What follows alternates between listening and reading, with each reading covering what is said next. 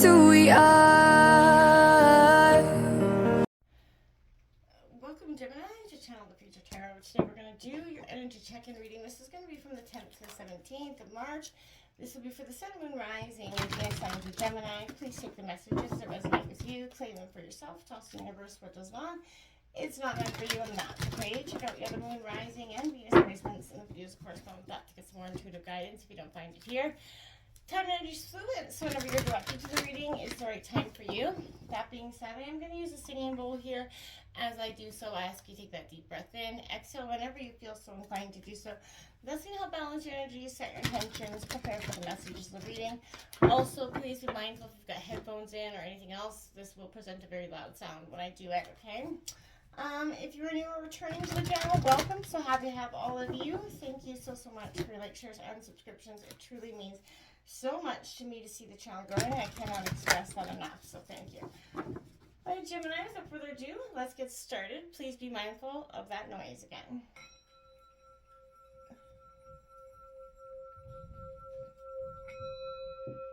Peace, love, health, and wealth, Gemini. All right. I feel like Gemini, a lot of air energy I keep seeing in the shuffle here. A lot of I feel like you're at a state of, yeah, screw it. You know, to some degree, I feel like your energy is just like, you're not opposing the things in your life anymore. You got the Hangman and Temperance right there. Again, I feel like, you know, I feel like this is a good balance here coming in for you. You're tempering things here. You've got that Emperor with the Ten of Cups here, the Ten of Air coming in. A lot of energy around change, authority. I feel like decisions coming in for you, Gemini. I feel like Sun, Rising, Venus sign, Gemini. What is your energy like? Let's see what the cards have to say. Gemini, we got the Queen of Fire out the gates. There is no reversals in this deck, okay? The Fire. Ooh, I got that Ten of Water out the gate. King of Water. King of Cups out here. I do see mastering your emotions is coming right after the Ten of Cups. But then we go to that Eight of Air. So, let's see. Alright, and the Tower moment here, Gemini. Oof. Alright, a lot of water energy with you this week. So I'm going to clarify some energies as we get to them over here. I see resistance. I feel like part of you, again, is transforming emotions. You know, allowing your emotions to come up to the surface here. Looking back, I feel like there's a lot of, to some degree, there's regret. You're on going, you know, through a time of, see, I'm sort of a little bit, the energy that confuses me the most is Ten of Cups, because out of this whole reading here, I feel like it's kind of misplaced energy in this. Not that it doesn't belong, but I feel like it maybe, is a sense of like you get excited about something and then it just gets removed, or it wasn't real or something. I don't know why that is coming into my mind, but it is. Okay, illumination. Yeah, the truth is coming out here in some way for you this week, Gemini.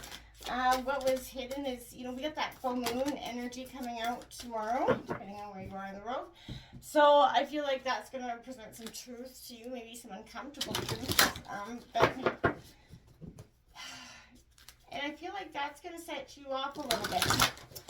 I feel like there's something inside of you, like a passion that has got you, you're sort of, there's something here that you just want to, you want to go towards, but I feel like there's something that is trying to keep you from doing so. I'm not sure what that is here. Sun, Moon, Rising, Venus signs, Gemini here. Okay, so we got all sorts of cards coming out. Well, Sun, Moon, Rising, Venus, signs of Gemini. What's their overall energy coming for March 10th to 17th? What's coming for Gemini? Sun, Moon, Rising, Venus, signs of Gemini. What energy is coming in? See, I feel like freedom, right? There we have it. Living wild and free, choosing your freedom, claiming your independence. Exactly what I was saying kind of at the beginning, where I feel like you're going towards something, you're not really given, you know, a crap of sort of what energy is going to linger with that. You're not, or what, who is okay with it, what their opinions are around it. So, you, like I said, you got that freedom card coming out. Look at that. I feel like that's a sense of you at this time. This is living wild and free. Live into your true north. You've got sanctuary. Take time out from the world. Spend time alone. Meditate or go on retreat here. So if you have been, you know, feeling like you just gotta step back from the world, it's okay to do so. This is also, you know, look at that. That's that full moon energy, which is again tomorrow. So I feel like potential is happening along with illumination. In this illumination, in the truth, I feel like is some sort of potential that maybe you hadn't seen. A truth that's going to provide you an opportunity in some way that you hadn't seen coming. I don't feel like this is something, again, that you're really necessarily prepared for, but I don't feel like you should be worried about either. Got that Queen of Fire right up there at the gate. This is soul connections, I feel like, to some degree. You're capable of strong friendships. They inspire you, encouraging you to express yourself in your own way. You know, I feel like being, you know, inspired to express yourself this week through this truth and illumination. The Five of Fire is coming out here, Gemini. This is an energy where I want to say, again, like there's, you know, she's got that stern sort of look on her face. This is Aries, Leo, Sagittarius. This is creative brainstorming here. Unity and diversity, honoring the differences, right? So honoring sometimes the things that set you apart from others. You have, again, that freedom to explore the ideas that are seeming maybe far-fetched to you at this time. You know, what seems crazy today is brilliant tomorrow. Is, you know, we always say that. It's something completely out of this realm. I feel like live in that childlike, as, you know, imagination again, that passion side of you. Bring it out, let it out to play. This is a time where what is, you know, counterintuitive is sort of not seeing things as the greatest potential they are, and thinking and living in that box of society keeps you in. Of saying you know, it's not possible, because it more than absolutely is here. The Ten of Water is saying, look at that. You know, serenity and peace is coming here. Good fortune, well-being. This is Cancer, Scorpio, Pisces energy. All is well with the world and with you with this energy. And I feel like that's kind of what you're into this week. You're finding your passion, you're getting that, you know, groove on again. I feel like after some sort of hardship, but I feel like everything you need will sort of come to you effortlessly this week. You're going to feel joy and express it to others, and I feel like that's beautiful. Whatever attention you receive or don't receive, you don't really care. Again, you're serene in your own energy, and that's beautiful in itself. Because the King of Water comes out here, and that's mastering your emotions. So again, I feel like you're doing that. This is diplomatic energy. Sort of, you know, honoring and respecting all things, beings, including yourself, and the commonalities that you share with, you know, all of them, including spirit.